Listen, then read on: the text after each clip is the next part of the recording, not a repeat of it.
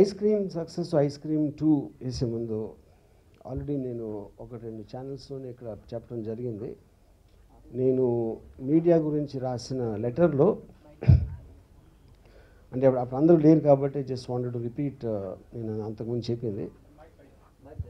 నేను మొత్తం అందరు రివ్యూవర్స్ని జర్నలిస్ట్ని కలిపి ఆ మాట అన్నట్టు ఎక్కడన్నా వచ్చి ఉంటే అది కేవలం ఒక మిస్టేక్. I already apologise. నేను క్షమాపణ చెప్పాను దానికి. ఎందుకంటే చాలామంది జర్నలిస్టు రివ్యూవర్సు నాకు చాలా క్లోజ్ ఫ్రెండ్స్. నేను కేవలం ఒక్క వ్యక్తి, నేను ఒకటే క్వశ్చన్, అది మీడియా అనేది ఎక్స్పోజ్ చేస్తుంది. ఎక్కడో దాక్కుని ఉన్న వాటిని వెలుగులోకి తీసుకురావడం అనేది మీడియా రెస్పాన్సిబిలిటీ, దాని బాధ్యత. సో ఎక్స్పోజ్ చేసేవాడు దాక్కుని ఊరు పేరు తెలియకుండా అక్కడి నుంచి అరవటం అనేది I feel మారలీ it is very wrong. And that is the only reason నేను అలా ఎక్స్ప్రెస్ చేయడానికి కారణం. So keeping that aside, ice cream దగ్గరికి వస్తే ఏదో ఒక ఎక్స్పీరియన్స్ తోటి నేను ఒక నియర్లీ 25 years నుంచి నేను సినిమాలు చేస్తా, కంటిన్యూస్గా టెక్నాలజీ ఫాలో అవుతా.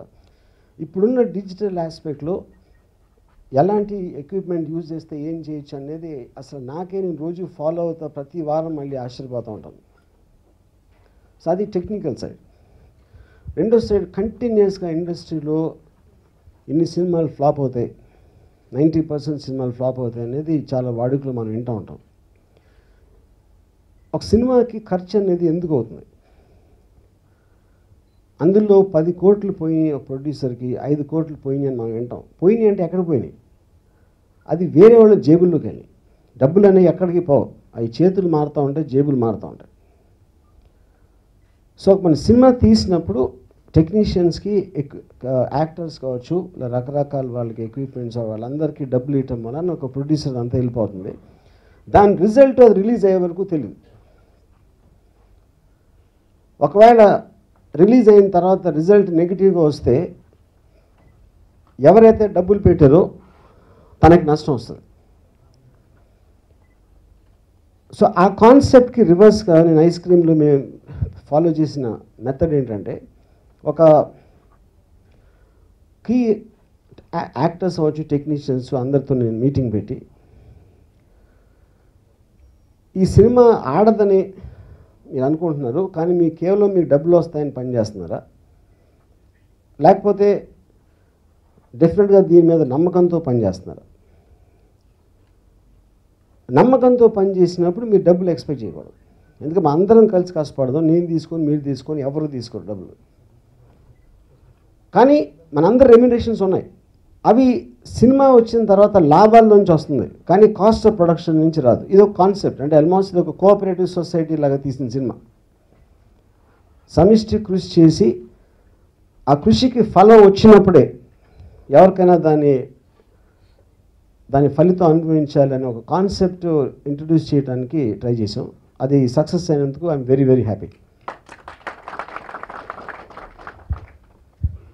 సో ఫస్ట్ రామ్ సత్య గారు వచ్చినప్పుడు నాకు అన్నిటికన్నా ఎక్కువ ఆయన అమాయకుడో కాదు నాకు తెలియదు కానీ చాలా అమాయకుడు అనిపిస్తాడు. సో ఆయన నిజస్వరూపం నాకు ఇంతవరకు తెలీదు, ఇప్పుడు తెలుసుకుంటున్నాయి కూడా. ఓకే. సో అది నేను వచ్చినప్పుడు నేను ఇప్పుడు రెమ్యునరేషన్ ఎంత ఇలాంటి వాటి ఆస్పెక్ట్లో నేను మాట్లాడి నేను ఈ కాన్సెప్ట్ ఇదంతా ఓకే అండి, ఎవరెవరికి ఏం చేయాలో అంతా పక్కన పెట్టి ఈ పాయింట్ నేను చెప్పాను. అండ్ ఈ ఆల్సో వర్క్ వెరీ హార్డ్ ఆ కాన్సెప్ట్ చేయడానికి చేసి. సో ఫైనల్గా అయిపోయిన తర్వాత ఇవాళ సినిమా సక్సెస్ అనేది మూడు విధాలుగా ఉంటుంది. ఒకటి ఎంత పెట్టి తీశారు, ఎంత వచ్చింది వెనక్కి, డిస్ట్రిబ్యూటర్ ఎంత కొన్నారు, ఎంత వచ్చింది వెనక్కి. మూడోది ఒక ప్రేక్షకుడికి నచ్చిందా లేదా. 10 మంది ప్రేక్షకులు ఉంటే 10కి 10 ఒపీనియన్. ఒకడు చాలా అస్సలు బాగాలేదంటాడు, ఇంకోటి చాలా బాగుంది అంటాడు, ఇంకోటి పర్వాలేదు అంటాడు, ఇంకోడు ఒక యాక్టర్ నచ్చింది అంటాడు. అలాగే ప్రతి సినిమాకి హిట్ అయిన ఫ్లాప్ అయినా రకరకాల అభిప్రాయాలు ఉంటాయి. కానీ అందులో 100,000 మంది చూసినప్పుడు అందరి అభిప్రాయాలు మనం తెలుసుకోలేము. కాబట్టి ఒకే ఒక కొలబద్ద return versus investment versus return. ఎంత పెట్టాం ఎంత వచ్చింది. అందుకే మనం చాలాసార్లు మనకి సినిమాకి బ్యాడ్ టాక్ ఉంది, కలెక్షన్లు అంటే వారం తర్వాత ఉట్టి కలెక్షన్లు గుర్తుంటాయి కానీ సినిమా గురించి గుర్తుండదు. ఎందుకంటే మనీ అనేది ఒక్కటే మెజర్మెంట్.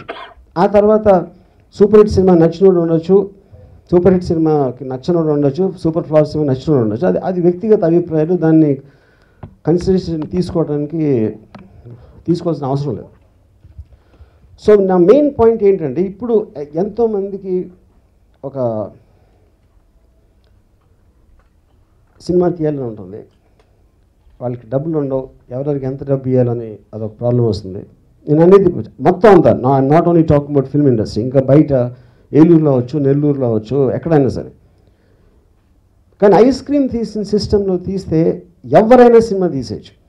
ఆ తర్వాత దాని డైరెక్ట్ దాంట్లో ఉన్న మెరిట్ బట్టి ఒక డిస్ట్రిబ్యూటర్ దగ్గరకు, ఒక కంపెనీ దగ్గరకు వెళ్ళి నేను తీసిన సినిమా ఇదని చెప్పి దాంట్లో మెరిట్ ఉంటే అది వాళ్ళు రిలీజ్ చేస్తారు అప్పుడు.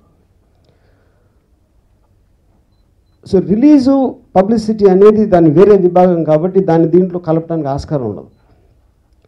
బట్ ప్యాషన్ తోటి కొంతమంది టెక్నీషియన్స్, కొంతమంది యాక్టర్సు వాళ్ళు నిజంగా వాళ్ళు చేసే వర్క్ని ప్రేమించి ఒక సమిష్టిగా చేద్దామని డిసైడ్ చేసుకుంటే రూపాయి లేకుండా సినిమా తీయచ్చు అనేది ఐస్ క్రీమ్ ప్రూవ్ చేసింది. మ్యాక్సిమం ఐస్ క్రీమ్ ఒకవేళ ఆడలేదు అనుకున్నాం, అస్సలు ఎవరు రాలేదు, చూడలేదు. ఏంటి, ఇద్దరు ఉన్నారు థియేటర్లో, ఒక రూమ్లో, దీంట్లో పాటలు లేవు, కమర్షియల్ ఎలిమెంట్స్ లేవు, ఇలాంటి అనుకుని ఎవరు రాలేదనుకోండి, మ్యాక్సిమం నష్టం వచ్చింది. మా అందరి కష్టం ఒకటే, కానీ ఆ కష్టం కూడా మేము ఎంజాయ్ చేసాం. సినిమా తీసినప్పుడు యాక్టర్స్ కానీ, నేను కానీ, technicians, we all had real great time. So ఈ మోడల్ కానీ అర్థమైతే దాన్ని అప్లై చేయడానికి ట్రై చేస్తే సినిమా అనేది ఫ్లాప్ అవుట్ అనేది జరగదు అసలు. It is only a few peoples వాళ్ళ వర్క్ టైం ఒకటే పోయేది. దీంట్లో అఫ్కోర్స్ కాంప్లెక్సిటీస్ ఉంటాయి, అవి వచ్చిన రెమ్యునరేషన్స్ ఎలా షేర్ చేసుకోవాలి ఇలాంటివన్నీ. But all that can be worked out. ఏదైనా కాంప్లెక్సిటీ అనేది కూర్చుని టేబుల్ మీద ఎక్కడి నుంచి వస్తుంది అనేది easily it can be worked out. So more than anything else నేను చెప్పేది just I want to end this with ఒక పర్టిక్యులర్ టైంలో అన్నపూర్ణ స్టూడియో ఇప్పుడు దాసనారాయణరావు గారు వచ్చిన టైంలో ఆయన the struggle he would have gone through, ఆయనకున్న ఎక్విప్మెంట్ కానీ. ఈ మధ్య నాకు ఒకటి చెప్పారు, ఒక హ్యాండ్ హెల్డ్ షాట్ తీయడానికి ఎంత కష్టపడేవారు. అది తీసిన తర్వాత ఆడియన్స్ సమ్టైమ్స్ నోటీస్ కూడా చేయరు, ఏది చేయరు. సో అలాగే ఓవర్ ద ఇయర్స్ ఇంత టెక్నాలజీ డెవలప్ అయింది. ఇప్పుడు మనం ఇక్కడ ఉన్నాం.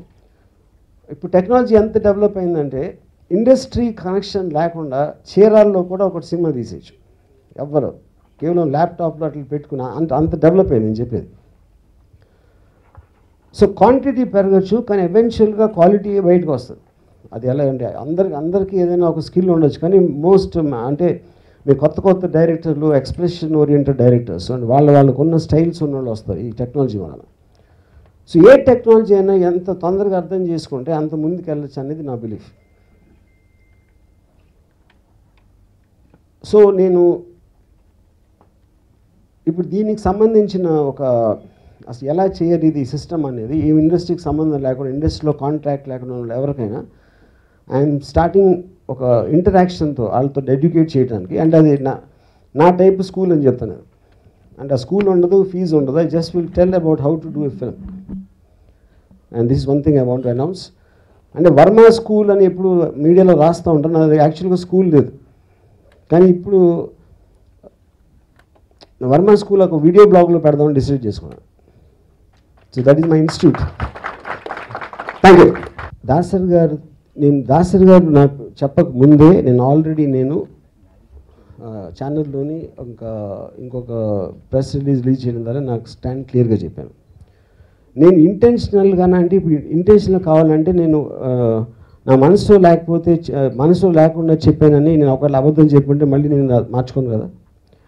100% నేను ఆ రోజు చెప్పింది ఛానల్లో మీడియా వాళ్ళందరినీ జనరల్గాని లేకపోతే రివ్యూస్ అందరినీ జనరల్గా వచ్చినట్టు చేస్తుంటే అది నా మూడ్లో నేను తొందరగా రాసిన పొరపాట్లో వచ్చింది. అది కాదు, అదే అండి కాదు. ఇప్పుడు నేను ఇంటెన్షన్గా నేను ఎందుకు చేస్తానని అదే నా క్వశ్చన్. అది ఇప్పుడు రిపీట్ కాకూడదండి. ఇప్పుడు ఏదో నాకు వార్నింగ్ ఇచ్చో లేకపోతే నేను మీతో మాట్లాడేది కాదండి. అదొక పర్టికులర్ కాంటెక్స్ట్లో ఒక మనిషిని ఉద్దేశించి ఆ దాంట్లో వేరే వాళ్ళ పేర్లు వస్తే దానికి సారీ చెప్పాను. ఇప్పుడు కన్ఫ్రంటేషన్ అయితే మళ్ళీ మనకు అది వేరే ఇష్యూ అవుతుందండి. మీరు ఒకసారి చెప్పేది వినండి, దాని తర్వాత వదిలేద్దాం. నేను కుక్క అనలేదు, వాడిని కూడా ఏంటి మీడియా అనేది ఇప్పుడే చెప్పాను, ఎక్స్పోజ్ చేసేది. పేరు ఊరు లేకుండా దాక్కుని కేవలం తన దగ్గర వెబ్సైట్ ఉంది కానీ ఇష్టం వచ్చినట్టు మాట్లాడటం, నాతో డిబేట్కి రాకపోతే నన్ను కన్ఫ్రంట్ చేసి వేరే మీరందరూ వచ్చారుగా కన్ఫ్రంట్ చేస్తున్నారుగా, నన్ను ఛానల్లో వేరే రివ్యూస్ వచ్చి అడిగారుగా నన్ను. అతిరథ మహారథులు, నా వెనుకున్న మా గురుతుల్యులు